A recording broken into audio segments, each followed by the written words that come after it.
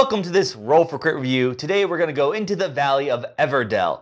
In this valley there is a beautiful Evertreean city, but it is time to expand, and you'll be taking on the role of these leaders expanding the city. You'll be doing so by using these resources to either build buildings or hire critters. But will you be able to do it in time for the winter moon? That is indeed the question. You will struggle to make it in time on your turn by doing one of the following things. First of all, you've got these little animal figures that you can place on one of these spots on the board. There are many. It's essentially a worker placement mechanic, and you'll see that the spots are marked with these ovals and paw prints. Now, if it's enclosed, that means that it's first come, first serve. Only one person can go there. If it's opened up, then multiple players could join in on the fun on their turn if they want. Each one of these spots has a different action associated with it. Commonly, they will give you resources. You've got twigs, resin, pebbles, and berries. Then there are these special forest spots, which work the same way, but they're more powerful and they're randomized so that they're different each game that you play. And you've got a few more special spots down here that have special effects, like giving you points. This one's actually only available at the end of the game, or this one lets you trade cards for resources. And these events, there are regular events and special events. These all require you to have a certain type of card in your city at the end of the game. Cards you play from your hand, or you could play them from this meadow here, from any of these face-up cards. Those are available to everybody. And you have to spend the resources as indicated on the card. Could be any of these that we talked about already. Once you have enough, you simply play it right in front of you. That's considered your city. You can see down here, you can put them however you want to organize them, and they're going to give you points as well as special effects. Some of those effects trigger immediately. Some of them happen at the end of the game. You can see there's also this miner mole. He's a critter. And then there are mines, which are constructions. Those are the two types of cards. And in this instance, because the miner mole can live in the mine, you could play him for free, and you mark it with one of these tokens. Each construction can have one of these little lived-in door tokens, and that is a helpful way to get your population up. You can only have 15 cards in your city by the end of the game, so you got to be careful what you're picking. If you run out of cards to play, or you run out of figures to place, the other thing you can do on your turn is prepare for the next season. Yes, what you're going to do is actually look up here, and depending on what season you are in, not the entire player group, you will be able to do certain effects. First one, you always get another worker to place, because you'll pull back all the workers you've played before, as well as get a new one. So that's always nice. And you'll sometimes either A, you may be able to re-trigger the green effects, specifically those, or draw cards from the meadow. So that's a really good way to sort of get your workers back. And it's interesting because you could prepare for a season before other people. So you could be hypothetically preparing 2 seasons ahead before everyone if you were really going fast. Yeah, you could be in spring while everyone else is still in winter or what have you. And then the game ends once everybody is through all those seasons. Everyone has run out of things to do, essentially, and you count up your points. So like we said, points come from the cards.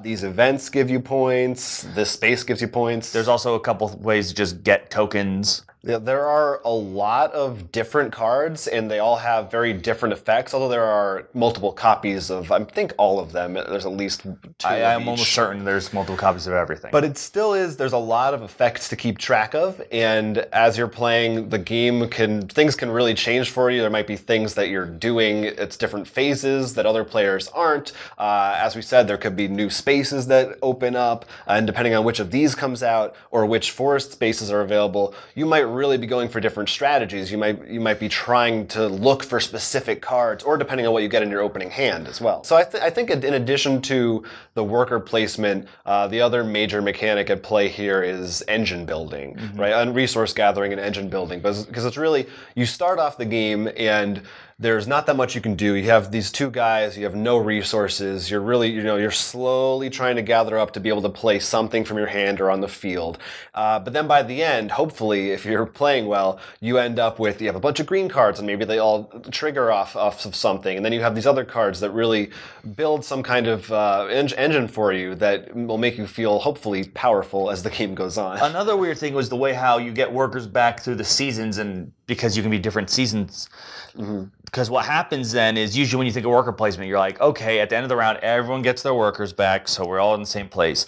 But because maybe I'm spending some time out a little longer, my workers are still out there, and I could be hogging these 2 spaces. Right, right. Or I might wait to call back knowing that you've just placed your final workers, so you can't claim those 2 spots. Exactly, yeah. Depending on what's going on the board, if you really want a space, yeah, when you decide to bring them back or waiting for someone else to bring them back can be super important.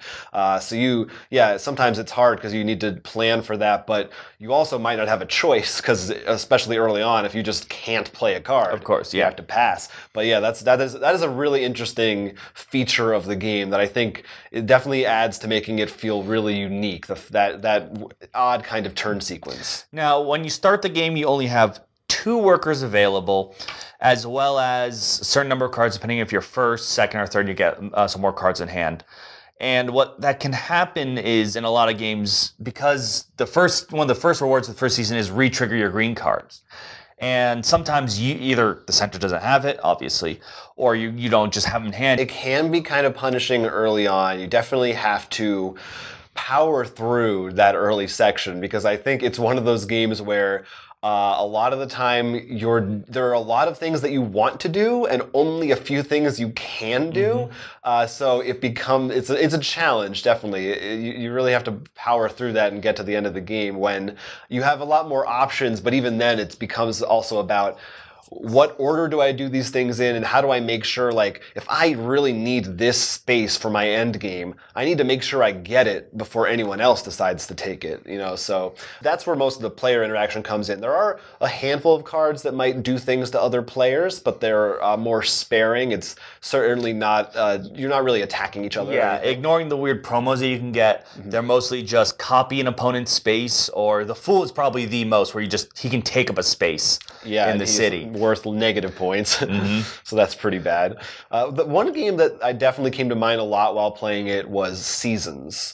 Not just because they both involve seasons, which is part of it, but also the fact that there's a large number of cards with different effects to keep track of, and a little bit the way that the turn order kind of works. But it's a game where if you play it multiple times, the first time you play it, I think you sit down and seeing all the cards with very different effects can be very intimidating because you're supposed to be building an engine, but you don't know what your engine is supposed to be. You don't know which cards are good. You don't necessarily know which ones help each other, although they do sometimes help you by telling you who can live there, for instance. But the more you play, I think the more you get a sense and a feel for knowing what you're looking for, what might come out of the deck, what to wait for, which I think makes it feel a lot better. Like most games, but I felt that especially I guess, but to me that's a bigger problem only because what I thought about was deck building. But in a deck builder, usually like, whatever, I throw it in my deck, maybe I'll destroy it later. When in this game, because you only have 15 slots, you can't just buy a card unless you happen to have a very good destroy engine, which is possible, but it's not like nearly as common. And what happened in one of our games is the center lineup, for example, had cards no one really wanted, so almost no one bought there, which sort of I felt like really the game wasn't nearly as fun that time because the center was just.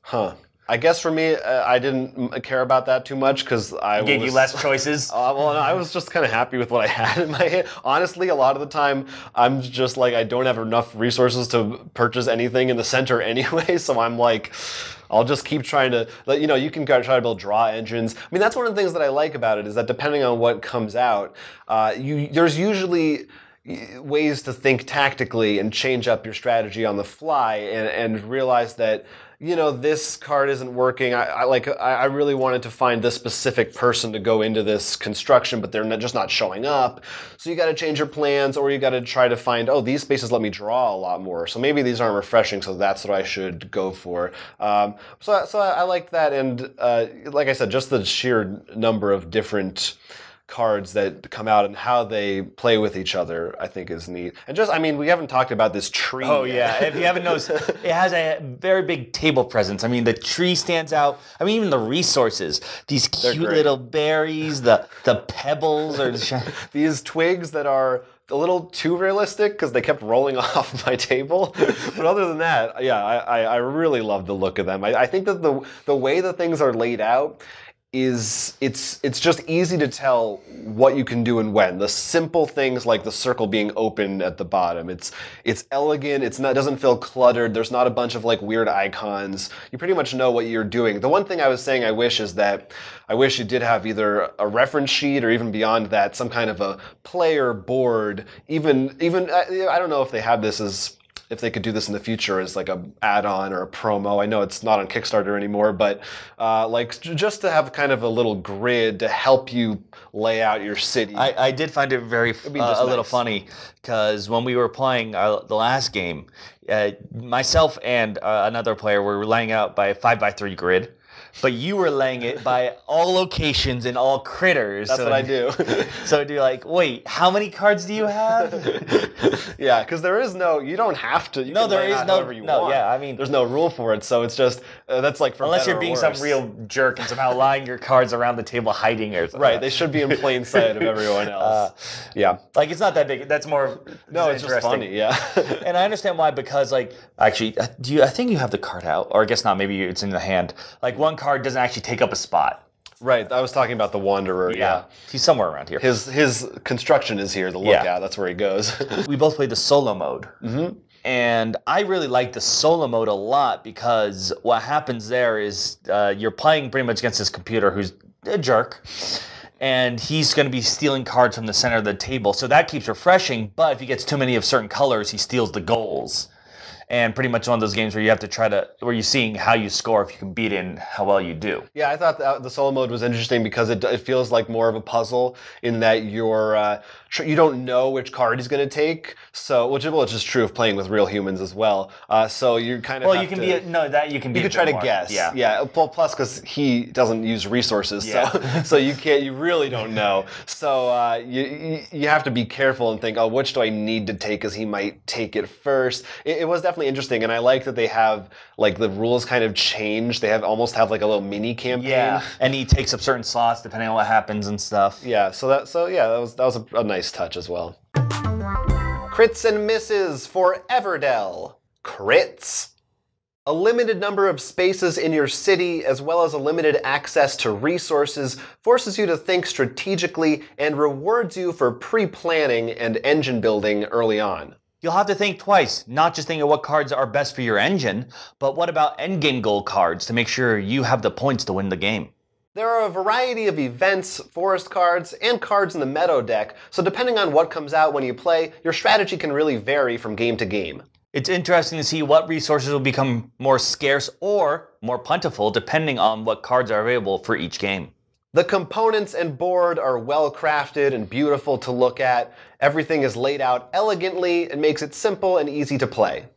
Misses. The first season not only feels very limiting because of lack of resources, but can feel like you played poorly if you weren't able to build any of the green types of cards to reward you during season changes. It is kind of thematic because it's during winter, so things are scarce, but it can feel kind of bad if you just get dealt a bad hand early on.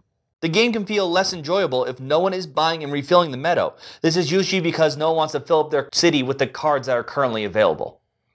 The game is Everdell from Starling Games. It's beautiful to look at. It's fun to play. I would say more in the medium to heavy weight game. The rules aren't too complicated, but it can be a little analytical. It can make you think. It could make you prone to a little bit of analysis paralysis for sure. Plenty of games, especially when you have any large amount of cards with different abilities, we've had to look up some weird interactions. I mean, that's an inevitable outcome, I feel, in something Definitely. like this. But in spite of that, you heard our crits and misses. But overall, I think it is a gorgeous game, and it plays well. It's definitely well designed. I think it's an easy recommend. I think that first round definitely put me off a little bit and with the lineup, but if you can get past that, I think overall you'll still have an enjoyable experience with the game. Yeah, I think it's just something that you need to be ready for, and if you can embrace that going in and not be too put off by it. Also for new players too, make sure you tell them, look, You can just get past the first few and you'll have fun. Right, don't worry about it. Everyone feels bad because there's just so many things that you want to do. It's tough, but you'll feel good in the end unless you lose, and then maybe you won't feel so good. I don't know. Good luck to you. Let us know in the comments what you think about Everdell, how you like to play it, what your strategies are, certain card combos that you're into, maybe what your highest scores are as well. Love to hear about that stuff. Talk to us in the comments and we'll read it on a future episode. But until then, I'm Will. I'm Jonathan. And this has been a Roll for Crit review. Make sure you click the like and subscribe buttons so you get more board game content from Roll for Crit. Do it. Do it now.